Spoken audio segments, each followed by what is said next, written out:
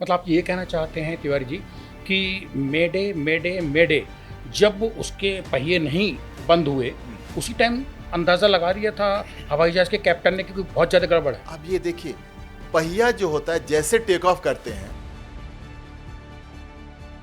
50 से 100 फीट के ऊंचाई पे पहिया ऊपर चला जाता है। वो जो एक्शन होता है को पायलट को, उसका जो फर्स्ट ऑफिसर होता है उसका एक्शन होता है, वो पहिया को ऊपर ले लेता है। वो ऊपर नहीं गया है। लेकिन शंका आशंका पॉसिबिलिटीज जो हैं उनमें ये सिचुएशन कब पैदा होती है जो इंडियन एयरलाइंस के बोइंग 787 में 12 जून को हुई।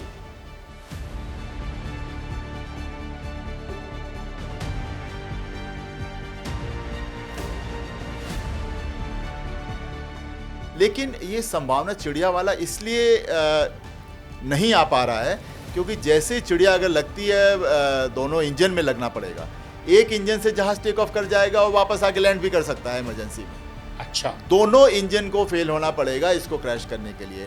मैंने बोला कि मान लीजिए कोई कहता है कि पायलट एरर है सर ह्यूमन नहीं और ह्यूमन एरर है। ह्यूमन एरर पायलट के लेवल पे नहीं है। हाँ। ह्यूमन एरर हो सकता है कि सर उसकी प्लेन की मेंटेनेंस ह्यूमन एरर में आएगी। हो सकता है, इलेक्ट्रॉनिक सिस्टम, हो सकता है। Computerise system. दोनों इंजन फेल हो गए 2500 फीट पे और वो लोग जाके हडसन रिवर है उसके ऊपर लैंड कर गए और 155 लोग बच गए। इंजन फेल हुए, टेक्निकल प्रॉब्लम आई, क्या ये कुछ भी कमांड देने की स्थिति में नहीं रहे? कॉकपिट वॉइस रिकॉर्डर बोलते हैं और एक होता है डीएफडीआर होता है। ये डीएफडीआर क्या होता है सर? डीएफडीआर होता है जो मैंने बताया ना, प्रेशर, टेम्परेचर, स्पीड, ये सब रिकॉर्ड प्लेन का सारा स्पीड, किस स्पीड पे जा रहा है, स्पीड कम ये सब उसमें है। 2000 फीट पर मिनट, 3000 फीट पर मिनट, 4000 फीट पर minute, everything is recorded.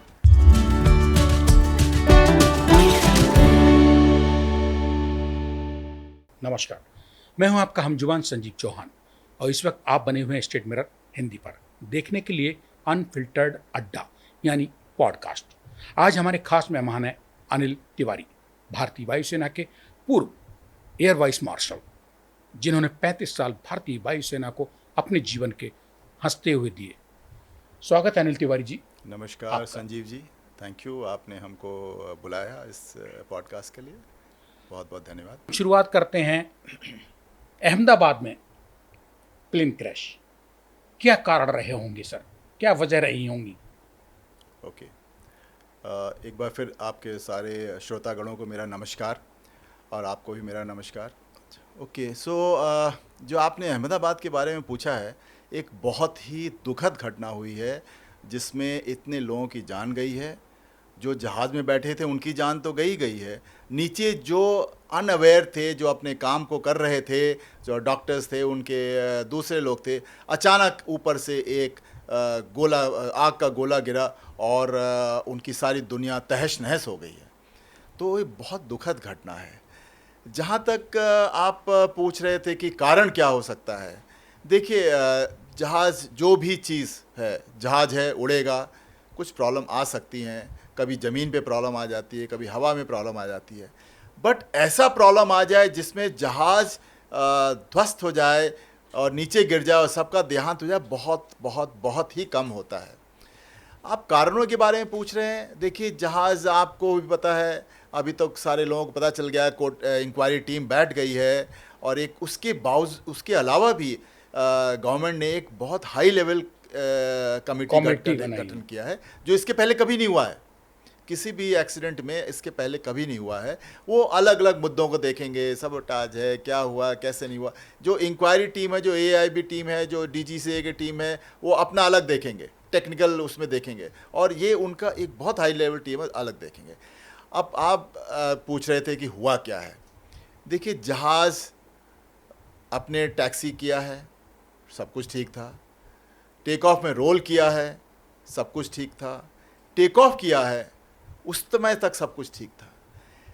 Take off से लैंड, जब वो क्रैश हुआ है, 32 सेकंड का टाइम उसका, 32 से 34 मान लीजिए। वो आप जैसे, क्योंकि जो भी फुटेज मिला है, वीडियो फुटेज मिला है, उसको आप कैलकुलेट करेंगे, 32 से 34 सेकंड आएगा। वो 32 से 34 सेकंड में क्या हुआ है कि ये जहाज़ जो हज़ारों हज़ारों घंटे फ्लाई कर चुका है, मिलियंस ऑफ किलोमीटर्स फ्लाई कर चुका है। अचानक क्या हुआ है, जो जहाज़ दिल्ली से उड़ के आया है, उससे पहले फॉरेन कंट्री से उड़ के आया था, गिर गया है। इसमें आप एक और चीज़ देखेंगे कि जहाज़ का जनरली जो सारे एक्सपर्ट्स लोग बताते हैं कि जैसे ही जहाज़ टेक ऑफ होता है, पहला चीज़ होता है उसका जो नीचे व्हील्स होते हैं, उसको अंडर कैरेज बोलते हैं, उसको ऊपर करते हैं। वो नहीं ऊपर हुआ है।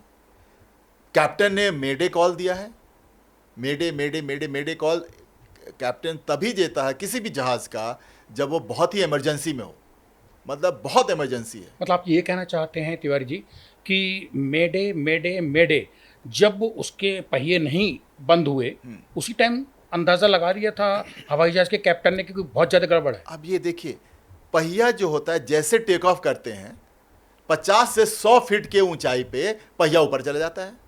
वो जो जो एक्शन होता है को पायलट को, उसका जो फर्स्ट ऑफिसर होता है, उसका एक्शन होता है, वो पहिया को ऊपर ले लेता है। वो ऊपर नहीं गया है, इंडिकेशन वहीं मिल गया था, अलर्टनेस। अब क्या हुआ है देखिए, ये सिर्फ इंक्वायरी के बाद पता चला कि बट सर ये पॉसिबिलिटी तो है कि शक हो गया था पायलट को। और उसके देखिए जहाँ से टेक ऑफ किया है 32 सेकंड में तो क्रैश कर गया है। जहाँ से टेक ऑफ किया है, जब टेक ऑफ करता है तो जहाज़ धीरे धीरे ऊपर उठता जाता है। एक उसका एंगल होता है ऊपर उठने का। आपने देखा होगा कि 12 से 14 सेकंड तक तो ऊपर उठा है, और 12 से 14वें सेकंड के आसपास प्लस माइनस 1 और 2 सेकंड्स आप ले लीजिए, वो या तो लेवल रहा है और धीरे धीरे गिरने लगा है। इस बीच में क्या हुआ है, दोनों इंजन फेल हुए हैं कि ऐसा क्या हुआ है कि कंट्रोल फेलियर हुआ है। ये सबटाज होता है, अगर उससे फ्यूल नहीं आ रहा है तो अलग बात है, लेकिन जो सबटाज होता है इन द सेंस कि कोई बॉम्ब ब्लास्ट हुआ है, कुछ हुआ है जहाज़ में, वैसा नहीं है कुछ, वो दिख रहा है। मेन ये है कि हो सकता है कि इंजन जो थ्रस्ट देता है, जो पावर देता है, जिसकी वजह से जहाज़ ऊपर जा रहा है, वो इतना पावर नहीं दे पाया है कि जहाज़ ऊपर जा पाए, और वो जहाज़ जाके नीचे गिर गया है। आप सर भारतीय वायुसेना में 35 साल हवाई जहाज उड़ाए हैं, आपका एक्सपीरियंस बहुत है, मास्टरी है आपकी। मैं ये नहीं जानना चाहता कि मतलब श्योर शॉट है आप जो बता रहे हैं, लेकिन शंका आशंका पॉसिबिलिटीज जो हैं उनमें ये सिचुएशन कब पैदा होती है जो इंडियन एयरलाइंस के बोइंग 787 में 12 जून को हुई अहमदाबाद में, कि प्लेन 14 सेकंड तक हाइट में जा रहा है, एंगल पे ले रहा, बढ़ रहा है। उसके बाद सर दोनों इंजन कब फेल हो जाते हैं, उसको फ्यूल ना मिले। एक रीज़न वो भी हो सकता है। फ्यूल क्यों नहीं मिलेगा? अब अगर मान लीजिए जैसे कि जो फ्यूल की जो लाइंस आती हैं, अगर वो कहीं ब्लॉक्ड है, या फ्यूल में कंटामिनेशन है, जो इसके फिल्टर्स हैं वो क्लॉग हो जाते हैं, उसके कंटामिनेशन की वजह से फ्यूल नहीं मिल रहा है, या किसी रीज़न की वजह से इंजन फेलियर हो गया है। इंजन फेलियर किसी भी रीज़न से हो सकता है। कई बार ऐसा होता है कि टेक ऑफ लेग पे आप देखेंगे बहुत ढेर सारी चिड़ियाँ होती हैं, और अहमदाबाद में मैं कह सकता हूँ कि उस एयरफील्ड के आसपास चिड़िया का बहुत ज़्यादा होती हैं चिड़िया। एक संभावना ये है। हाँ, लेकिन ये संभावना चिड़िया वाला इसलिए नहीं आ पा रहा है क्योंकि जैसे चिड़िया अगर लगती है दोनों इंजन में लगना पड़ेगा। एक इंजन से जहाज़ टेक ऑफ कर जाएगा और वापस आके लैंड भी कर सकता है इमरजेंसी में। अच्छा, दोनों इंजन को फेल होना पड़ेगा इसको क्रैश करने के लिए, और दोनों इंजन को फेल करने का अगर चिड़िया है तो बहुत बड़ा फ्लॉक होगा जो दोनों इंजन में घुसा है। और जब भी ऐसा मौका आता है तो आप देखेंगे पीछे की तरफ कुछ धुआं उठेगा या थोड़ा आग टाइप का हुआ है, इसमें नहीं है। देखने में भी नहीं मिला है, देखने में नहीं मिला है।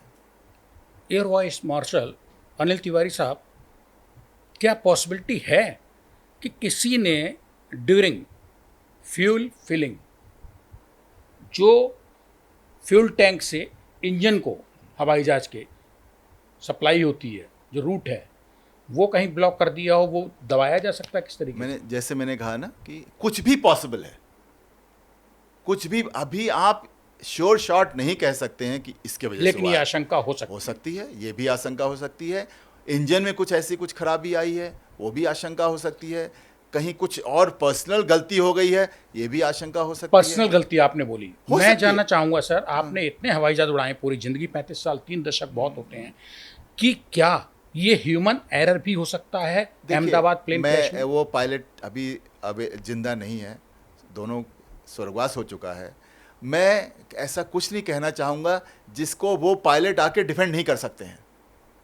मैंने बोला कि मान लीजिए मैं कोई कहता है कि पायलट एरर है। सर ह्यूमन नहीं, और human error है। ह्यूमन एरर पायलट के लेवल पे नहीं है। हाँ। ह्यूमन एरर हो सकता है कि सर उसकी प्लेन की मेंटेनेंस ह्यूमन एरर में आएगी, हो सकता है, इलेक्ट्रॉनिक सिस्टम, हो सकता है, कंप्यूटराइज सिस्टम, हो सकता है। सब में ह्यूमन कहीं तो भी हर हो जगह सकता बैठा है सर, कहीं कमांड। भी हो सकता है। दैट इज वाई दिस इस एयरक्राफ्ट के एक्सीडेंट में बाद 2 टीम बनी हैं। पहली बार ऐसा हुआ है, एक इतनी हाई, एक तो टीम बनती है इन्वेस्टिगेशन के लिए, उसमें हर तरह के लोग होते हैं, हर डिपार्टमेंट के लोग होते हैं, लेकिन पहली बार गवर्नमेंट ने, उनको कुछ होगा, आशंका होगी, मैं इसके बारे में बोल नहीं सकता हूं और मुझे बोलना भी नहीं चाहिए, क्योंकि अभी ये मामला इंक्वायरी के ऊपर जा चुका है।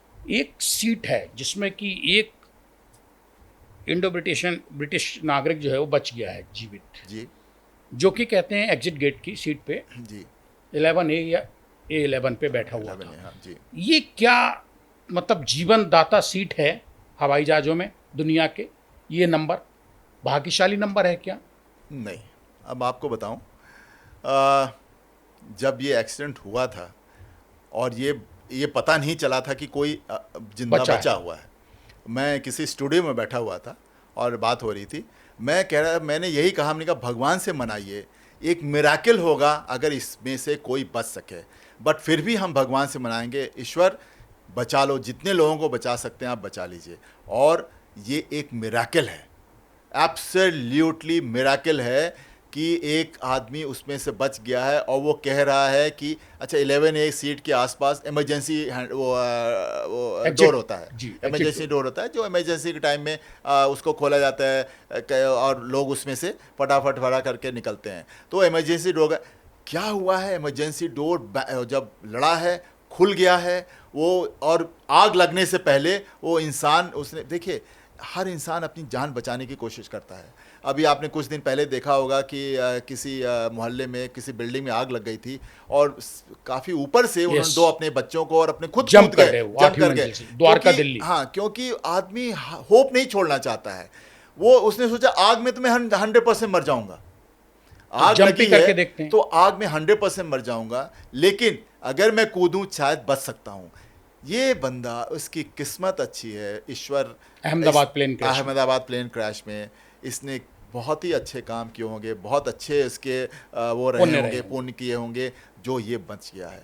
वरना ऐसे एयरक्राफ्ट एक्सीडेंट में से आपने देखा 242 में से 241 तो गए। तो बहुत ही रेयर है, ये बहुत बड़ा मिराकिल है कि ये इंसान बच गया वहाँ से। आपने कभी सर 35 साल भारतीय वायुसेना की नौकरी में फाइटर जेट और ये सब उड़ाने के दौरान कभी ऐसा सुना था, कभी सोचा था कि इस तरीके से प्लेन क्रैश होने पे भी लोग जिंदा बच जाते हैं जैसे अहमदाबाद में हुआ? मैं आपको बता दूं कि हमारी जो ट्रेनिंग हुई थी वो जेट एयरक्राफ्ट में हुई थी। उसके बाद मैं मी-17 जो बड़े हेलीकॉप्टर्स होते हैं उसमें हम लोग का ट्राइफर्केशन होता है, चला गया था। और आपकी बात सही है, हो जाता है, कई बार लोग बचे हैं, ऐसी बात नहीं है, इतने एक्सीडेंट्स हुए हैं, कई लोग बचे हुए हैं। और आपको बताऊं, जो 4-5 साल पहले 2020 में यूएस में एक इनका बोइंग या एयरबस था, कोई एयरक्राफ्ट था जो टेक ऑफ किया और 2500 के फीट के आसपास, उसमें दोनों इंजन में बर्ड घुस गए। वो कैनेडियन गीज या कुछ नाम होता है, बड़े बर्ड्स होते हैं, पूरा फ्लॉक घुस गया, दोनों इंजन फेल हो गए 2500 फीट पे। अरे! और वो लोग जाके हडसन रिवर है उसके ऊपर लैंड कर गए और 155 लोग बच गए। ये भी एक बहुत बड़ा मिराकिल है। और मैं ये कह रहा हूँ कि अगर ये जैसे ये वाला जहाज़ भी अगर हो सकता है, मैं कह रहा हूँ हो सकता है, किसी डेजर्ट में रहे हों और आगे पूरा ज़मीन खाली रहा हो और प्लेन रहा हो सकता है, क्योंकि हर पायलट कोशिश करता है कि इमरजेंसी में भी कोशिश करता है, चाहे रनवे हो चाहे बाहर हो, लैंड कर सके और पूरे लेवल होकर लैंड कर सके, ताकि उसके चांसेस हो कि सर्वाइवल के लिए हों। तो अगर हो सकता है बच सकता है, लेकिन हडसन वाले में सब बच गए। एयर वाइस मार्शल साहब, क्या अनिल तिवारी जी, मे डे ये 3 शब्द दुनिया में ऐसे घातक शब्द हैं कि इसके बाद पायलट के हाथ में प्लेन नहीं रहता है? नहीं, ये ऐसी बात नहीं है। मे डे जब वो कॉल देता है, उसका कहने का मतलब है कि मेरे एयरक्राफ्ट में बहुत सीरियस इमरजेंसी है। ओके, सीरियस इमरजेंसी फायर भी हो सकता है, सीरियस इमरजेंसी हो सकता है उसके हाइड्रोलिक नहीं काम कर रहे हो। वो सिर्फ ये बता रहा है कि मेरे एयरक्राफ्ट में इमरजेंसी है और सबको अवगत कराना चाहता है, एटीसी को, आसपास के जहाज लोगों को, ताकि उसको हर चीज़ में प्रायोरिटी मिलेगी। लेकिन इसमें तो टाइम एटीसी को भी कुछ करने का, रेस्पॉन्ड करने का नहीं मिला है। एटीसी देखिए, एटीसी कुछ कर नहीं पाता। एटीसी जानते हैं क्या करता है? एटीसी अगर आपको, जैसे आप बहुत ऊंचे हैं, 25,000 30,000 फीट पे उड़ रहे हैं और आपने मेडे मेडे कॉल दिया है, तो एटीसी क्या करेगा? एटीसी सबको अलर्ट कर देगा। नीचे फायर फाइटिंग, सीएफटी और एम्बुलेंस, इन सबको अलर्ट कर देगा, ताकि जैसे ही एयरक्राफ्ट लैंड करे, वो आपने कभी मेरी पिक्चर में देखा होगा या किसी एक्सीडेंट में देखा होगा, उसके साथ साथ जाएंगे और जैसे एयरक्राफ्ट रुकता है उसको उसके ऊपर फोम डाल देंगे ताकि आग ना लगे, और जितने पैसेंजर्स बच सकते हैं सबको बचाने की कोशिश करते हैं। एटीसी ये कर सकता है, लेकिन उसको एयरक्राफ्ट को लैंड करना, एयरक्राफ्ट को इमरजेंसी से जूझना और उस इमरजेंसी को सॉर्ट आउट करना, ये सारा पायलट के ही हाथ में होता है। हालांकि ये सवाल हो सकता है, मतलब नहीं करना चाहिए, लेकिन सवाल तो सवाल है, जहन में आ रहा है, पब्लिक भी जानना चाहती है, स्टेट मिरर हिंदी के जो श्रोता हैं आपको सुन रहे हैं, कि मे डे मतलब पायलट के हाथ से या को पायलट के हाथ से प्लेन का कंट्रोल खत्म हो चुका था, या वो सर कॉकपिट से बाहर हो गए थे? नहीं, देख लीजिए, अगेन मैं आपको फिर से बताना चाहूँगा, जब वो कैप्टन कॉल देता है मेडे मेडे मेडे 3 बार देता है और वो बताता है कि इमरजेंसी क्या है, इसका मतलब कि बहुत सीरियस इमरजेंसी है। एक कॉल होता है पैन पैन कॉल भी होता है, जब नॉर्मल इमरजेंसी में देता है वो कॉल, ठीक है। मेडे का इसका ये मतलब नहीं कि उसके हाथ से कंट्रोल चला गया है, इसका मतलब ये नहीं कि वो जहाज उड़ा नहीं पाएगा, वो जमीन पे कंट्रोल रूम को अलर्ट कर रहा है कि आप अगर जैसे उसको फिर इमरजेंसी के लिए आप भी तैयार हो जाइए, मैं लैंड करूंगा किस रन। अब जैसे यहाँ से वो जा रहा है, टेक ऑफ किया उसने, सपोज वो 25,000 फीट पे पहुँच चुका होता है और वो अरेबियन सी में घुसने वाला होता है, उस समय मेडे कॉल देता है, तो कहाँ लैंड करेगा? जामनगर में लैंड कर जाएगा, जामनगर एयरफील्ड है, तो सबको अलर्ट हो जाएगा सब लोग। और अगर वहाँ पे एयरक्राफ्ट फ्लाई कर रहे हैं, उन एयरक्राफ्ट को वहाँ से हटा दिया जाएगा और उनको बोला जाएगा कि ऑर्बिट करिए, एक एयरक्राफ्ट इमरजेंसी में है वो लैंड करेगा।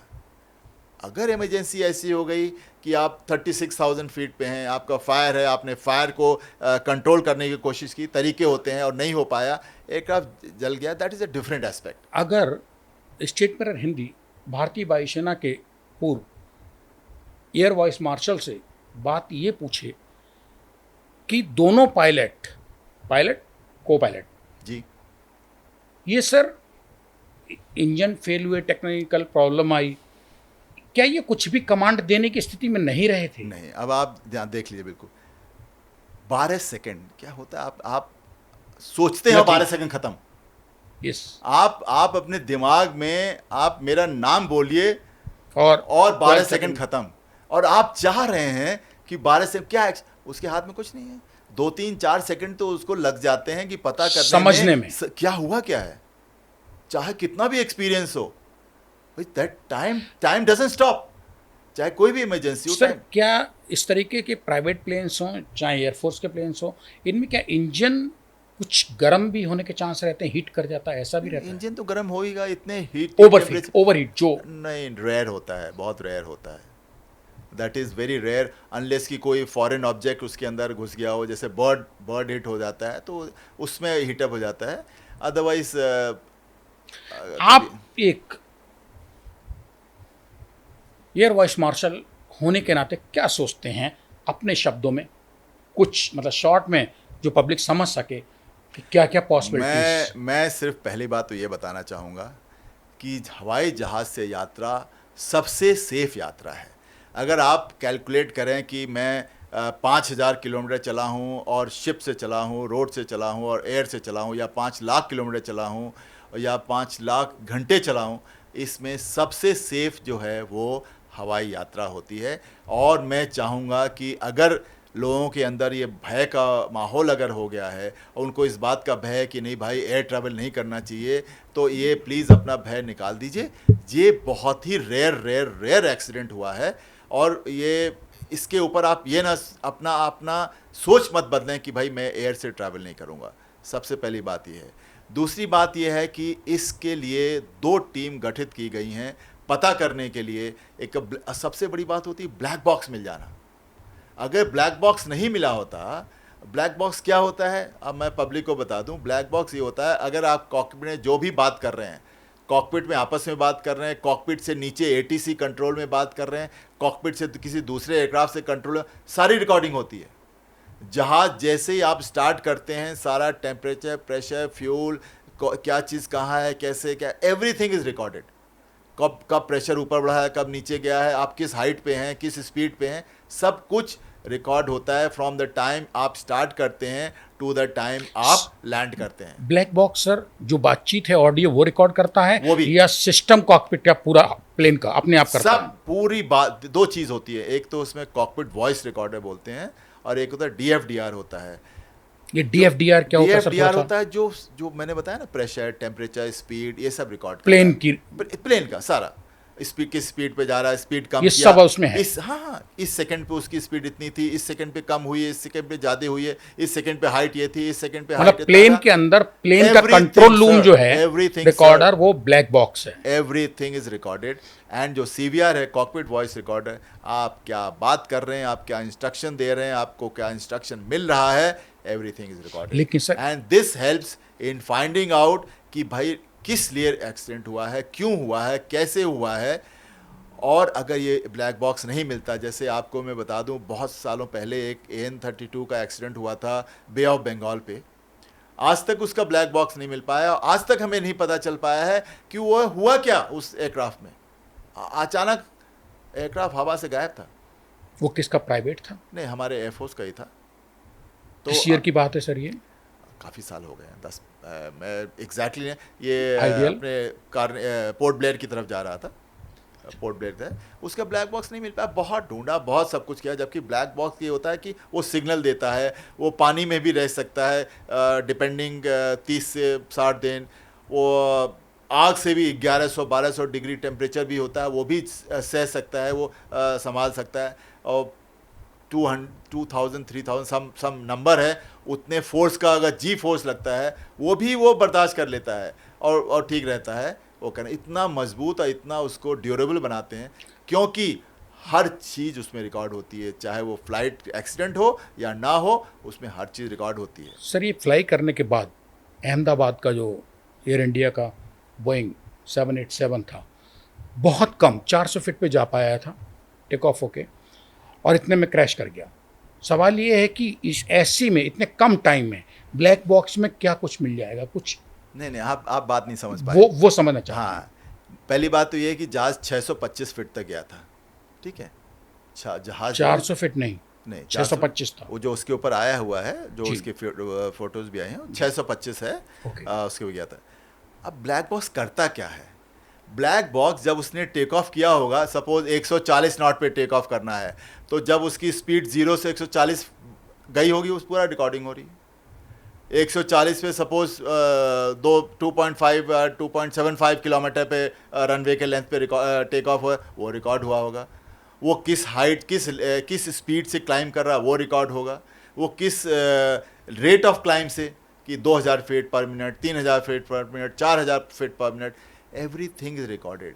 और जब ये सारे रिकॉर्ड हो रहे हैं, और जिसमें सपोज मैं वो लगाता हूँ, अनुमान लगाता हूँ कि चलिए मान लीजिए दोनों इंजन फेल हुए हैं, किस समय फेल हुए हैं वो रिकॉर्ड होगा, और फेल हुए कि नहीं वो रिकॉर्ड होगा। और ये हेल्प करेगी आपको पता करने में कि क्या कारण हुआ है जिसके वजह से ये एक्सीडेंट हुआ है। देखिए, एक्सीडेंट हो गया, इनका देहांत हो गया, क्रू, पायलट, इतने लोग मर गए, हम उनको वापस नहीं ला सकते हैं। हमारा काम क्या है, हमारी कोशिश ये रहेगी कि आप एग्जैक्ट रीज़न पता करें, टेक्निकल है क्या है, और उसका सलूशन निकालें, ताकि भगवान न करे दोबारा कभी ज़िंदगी में इस तरह का एक्सीडेंट हो और लोगों की जान जाए।